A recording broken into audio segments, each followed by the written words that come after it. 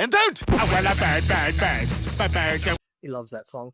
Anyway, did you know that Windows 10 has got end of life coming? So it's coming on the 14th of October this year. So what can you do about that? Well, in most computers you can upgrade. If you're using Windows 10, it might be annoying you to upgrade to Windows 11. You should do that. It's a good idea.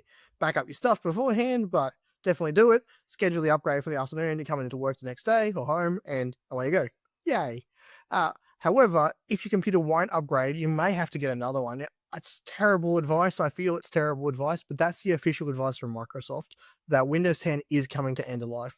I have heard of programs where you're going to be able to pay extra to be able to keep support for an extra year for the security updates. However, I haven't found official channels to do it yet. It's just coming.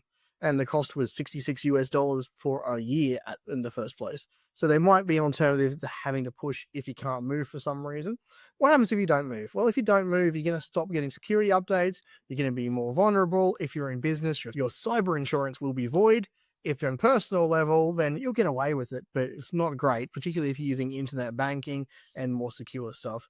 So I would recommend moving to Windows 11. You could look at Linux if you're that way inclined. However, most people are going to sort of stick with Windows.